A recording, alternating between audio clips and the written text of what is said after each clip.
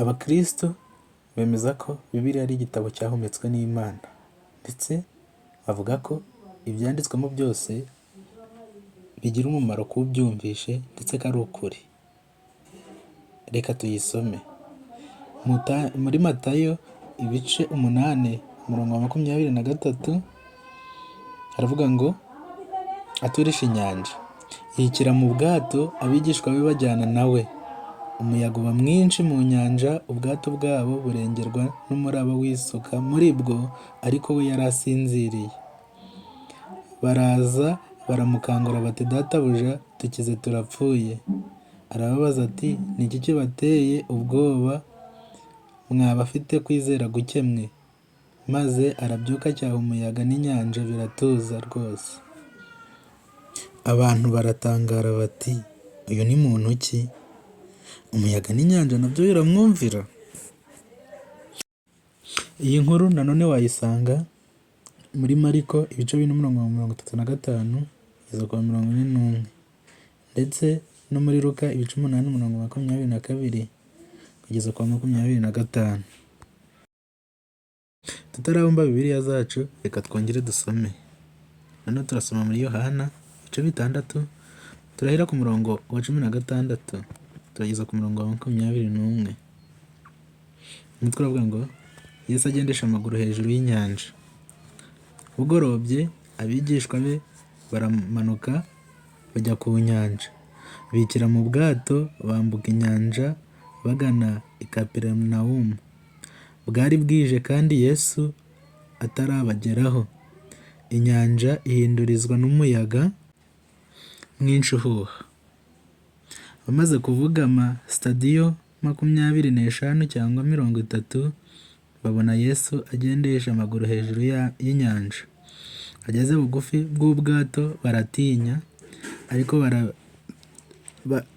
arababwira ati, ni njye mwitinya. Baherako bemera ko ajya mu bwato. Uwo mwanya bugera umusozi aho bajyaga. Iyi nkuru kandi ushobora kuyisanga muri Matayo ibice 12 umurongo wa 22 kugeza ku 34, ndetse no muri Mariko ibice 6 umurongo wa 45 kugeza ku 52. Muri izi nkuru zombi tumaze gusoma, hari amagambo udakwiye kwibagirwa: Yesu, abigishwa ndetse n'ubwato. Reka tuvuge ku bwato. Ubu bwato Yesu yagendagamo birahibiswa ko bwaba bwamaze kuboneka. Inkuru dukesha igihe.com avuga ko abashakashatsi bamaze iminsi bakora ubugenzuzi butandukanye baba bamaze kubona ubwato Yesu yagendagamo ku nkombe, ku ndiba y'inyanja ya Galilaya. Reka tubyumve neza. Iyi nkuru iragira iti, abashakashatsi bavumbuye ubwato bwari bumaze imyaka irenga 2000 mu ndiba y'inyanja ya Galilaya. Bivugwa ko aribwo Yesu yagendagamo ubwo yakoraga igitangaza cyo guturisha inyanja no kugenda hejuru y'amazi. Ni ubwato bwavumbuwe mu 1986, ariko bukomeza gukorwaho ubushakashatsi. Abashakashatsi bagaragaza ko ubu bwato ari ubwakoreshwaga mu iroba muri icyo gihe, bwasanzwe mu gace gahura neza n'inkuru yo muri Bibiliya, ndetse ko hafi yaho bahasanze amatara n'amasafuriya, bivuze ko ubwo bwato bwari mu rugendo rw'ijoro. Impuguke mu bijyanye no gushaka ibisigaratongo by'inkuru zivugwa muri Bibiliya, Biblical Archaeology Expert Danny Herman, yavuze ko ubu bwato bushobora guhuzwa n'inkuru ivuga ku gitangaza Yesu yakoze. Yagize ati, ushobora kubihuza n'inkuru yamamaye cyane abakristo bose bazi yo kugenda hejuru y'amazi no guturisha inyanja Yesu yakoze. Ubu bwato bwavumbuwe mu majyaruguru ya Isiraheli ubwo imvura yamaraga igihe kinini itagwa muri ako gace, bigatuma iyi nyanja ikama ku buryo indiba yayo igaragara.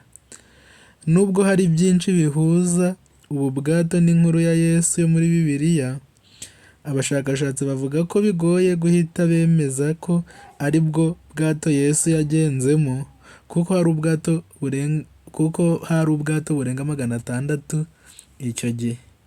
Ariko muri ubwo bwato nyine birumvikana burenga 600, nubwo bwa Yesu burimo, ni bumwe muri ubwo bwabonywe muri iyo ndiba y'inyanja ya Galilaya. Ese urumva koko bwaba ari bwo cyangwa ni bya bindi by'abashakashatsi? Tubere muri komenti mutubwire. Aha ni kuri M-Shine Present, mujye mukomeza kudukurikirana, natwe twiteguye kubagezaho byinshi. Dukomeze tubane.